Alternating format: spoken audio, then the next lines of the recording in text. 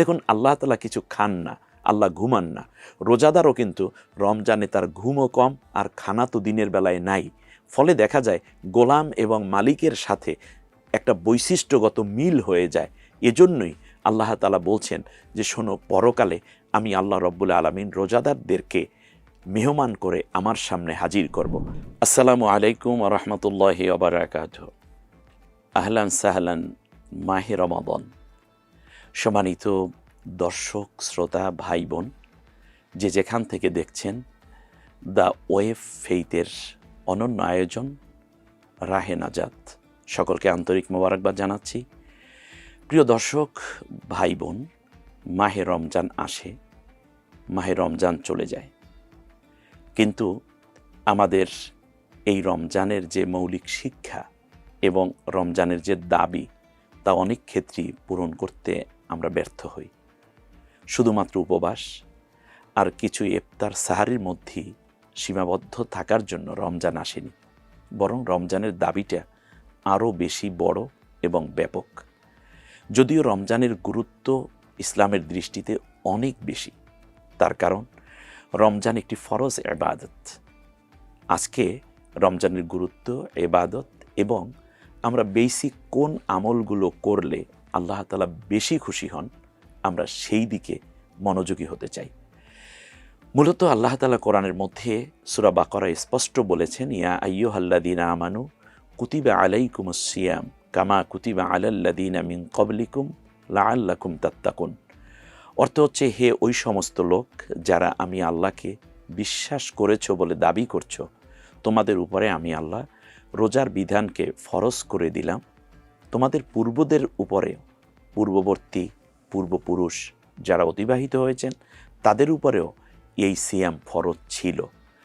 আর মূল উদ্দেশ্য হচ্ছে, এর দ্বারা তোমরা তাকওয়া অবলম্বন করতে পারবে, খোদা ভীতির নীতি অবলম্বন করতে পারবে। আর এজন্যই গোটা রমজানকে সাজানো হয়েছে একটা প্যাকেজ প্রোগ্রাম দিয়ে। যেমন দেখুন, 5 ওয়াক্ত নামাজ স্বাভাবিকভাবেই রমজানের বাইরে যারা জামাতে পড়তে অভ্যস্ত নন, এই রমজানে সবাই জামাতে নামাজ আদায় চেষ্টা করেন, বাজে কথা থেকে নিজেদেরকে বিরত রাখার চেষ্টা করেন। এরপরে এ ব্যাপারে ইসলামও চমৎকার কথা বলেছে। রাসূল সাল্লাল্লাহু আলাইহি ওয়াসাল্লাম বলেছেন, মাল্লাম ইয়াদা কাওলা যুর ওয়াল আমালা বিহি ফালাইসা লিল্লাহি হাজাতুন ফি আইয়াদা তাআমাহু ওয়া শারাবাহু। যে ব্যক্তি রোজা রাখলো কিন্তু সে বাজে কথা, মিথ্যে কথা, গীবত, চুগলখড়ি, ঝগড়া এগুলো থেকে নিজেকে বিরত রাখতে পারলো না, তার এই পানাহার বর্জনের মাধ্যমে আল্লাহর কোনোই উপকার সে পাবে না। শুধু তাই না, এখানে রমজানের গুরুত্বটা এত বেশি যে রাসূল সাল্লাল্লাহু আলাইহি ওয়াসাল্লাম একবার জুমার নামাজে এই রমজান মাসে 3 বার আমিন বললেন। সাহাবীগণ জিজ্ঞেস করল, ইয়া রাসূলুল্লাহ, আপনি এমন তো করেন না কখনো, মাঝখানে 3 বার থেমে থেমে আমিন বললেন কেন?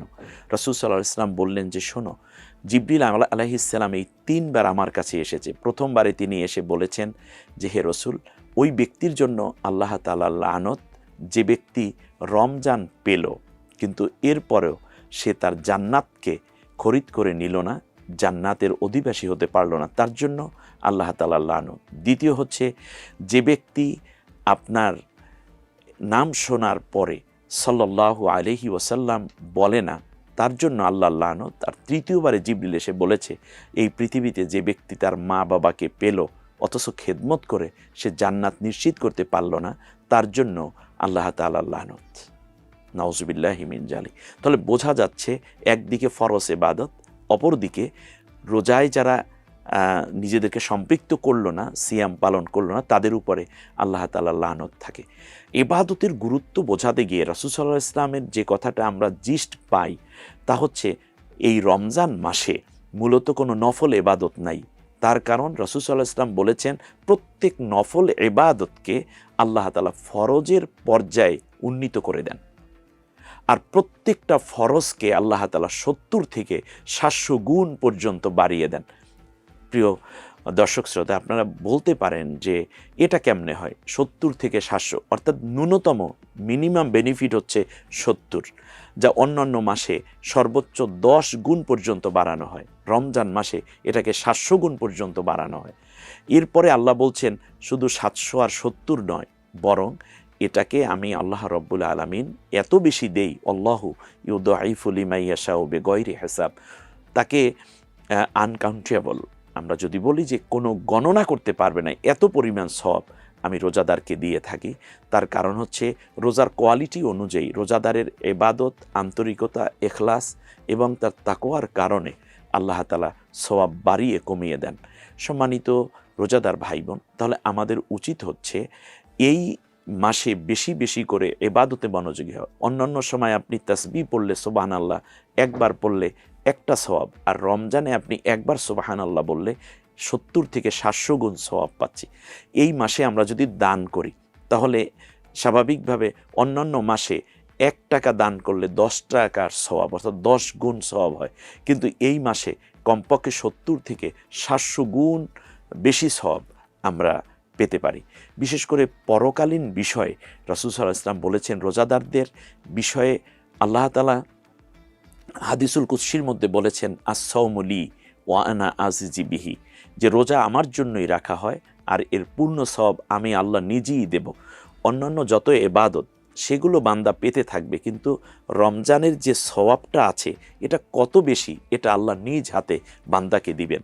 এবং রাসূল সাল্লাল্লাহু আলাইহি ওয়াসাল্লাম বলেছেন, রোজাদার যখন রোজা রাখে তখন স্বাভাবিকভাবেই তার না খেতে খেতে যে একটা ঘ্রাণ আসে মুখ থেকে, এটা আল্লাহ তাআলার কাছে মেশক অম্বরের চেয়েও দামি। সুবহানাল্লাহি বিহামদি।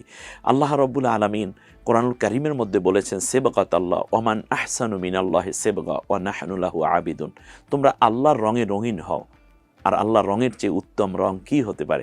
দেখুন, আল্লাহ তাআলা কিছু খান না, আল্লাহ ঘুমান না। রোজাদারও কিন্তু রমজানে তার ঘুমও কম আর খানা তো দিনের বেলায় নাই। ফলে দেখা যায় গোলাম এবং মালিকের সাথে একটা বৈশিষ্ট্যগত মিল হয়ে যায়। এজন্যই আল্লাহ তাআলা বলছেন যে শোনো, পরকালে আমি আল্লাহ রব্বুল আলামিন রোজাদারদেরকে মেহমান করে আমার সামনে হাজির করব। আর মেহমানকে যে গেট দিয়ে প্রবেশ করানো হবে রোজাদারদেরকে, আল্লাহর মেহমানদেরকে, সেই গেটের নাম হচ্ছে রাইয়ান। সেটা এখন প্রস্তুত করা হচ্ছে রোজাদারদের জন্যই। সর্বোপরি আল্লাহ রব্বুল আলামিন বলছেন যে কিয়ামতের ময়দানে যখন আমার বান্দা আমার সামনে আসবে রোজাদার, তখন আমি কোনো আসামি করে আমার সামনে হাজির করব না, বরং আমার মেহমান করে আমার সামনে তাকে উপস্থাপন করব।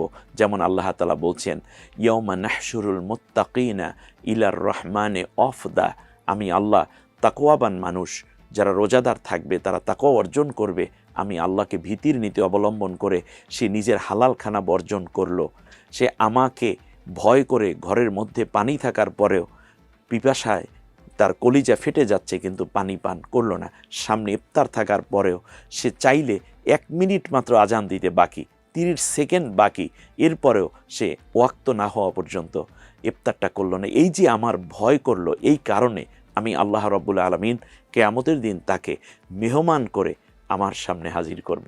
সুবহানাল্লাহ। শুধু তাই না, শেষ ঘোষণাটা আরও সুন্দর করে আল্লাহ বলেছেন যে ওয়া উজলিফাতিল জান্নাতু লিল মুত্তাকিনা গায়রা বাঈদ, আমার এই রোজাদারেরা, আমার এই তাকওয়াবান মুত্তাকি বান্দা বান্দিরা, নারী পুরুষেরা হেঁটে হেঁটে জান্নাতে যাবে, এটা মানায় না। এজন্য আমি আল্লাহ রব্বুল আলামিন তাকওয়াবান রোজাদারদের সামনে আমি আল্লাহ তার পায়ের কাছে জান্নাতকে এনে হাজির করে দেব। সুবহানাল্লাহি বিহামদি। সম্মানিত ভাই বোন, এত বড় সওয়াব আমাদের কাছ থেকে যখন হারিয়ে যায়, পরে আফসোস করলে আর কাজ হবে না। হতে পারে আমার আপনার কারো জীবনের এটাই শেষ রোজা। নাজাত, মাগফিরাত, রহমত, মাগফিরাত এবং নাজাত, এই 3টি সওগাত নিয়ে আমাদের মাঝে রমজান উপস্থিত হয়েছে। রাসূল সাল্লাল্লাহু আলাইহি ওয়াসাল্লাম বলেছেন, যে ব্যক্তি 1 মাস পুরো রোজা রাখলো, গুফিরা লাহু মা তাকদ্দামা মিন যামবিহি, তার আগের জীবনের সব গুনাহ আল্লাহ তাআলা মাফ করে দেন। শুধু এটাই নয়, বরং এমনভাবে মাফ করা হয় কা ওয়ালাদাতু উম্মুহু, তার মা যেমন করে তাকে একদিন প্রসব করেছিলেন বেগুনা মাসুম নিষ্পাপ অবস্থায়, রোজা রাখার পরে রোজাদারের জীবনের গুনাহগুলোকে আল্লাহ সেইভাবেই নিষ্পাপ করে রোজাদারকে আল্লাহ তাআলা সম্মানিত করে থাকেন। অতএব এই রোজা যেন অবহেলায় কিংবা অবলীলায় কাটিয়ে দেয়া না হয়। আসুন দুনিয়ায় শান্তি এবং পরকালে নাজাতের জন্য সিয়ামের গুরুত্বকে অনুধাবন করে আমরা সিয়াম পালনে অভ্যস্ত হয়ে উঠি। আল্লাহ কবুল করুন, আমিন। আসসালামু আলাইকুম ওয়া রাহমাতুল্লাহ।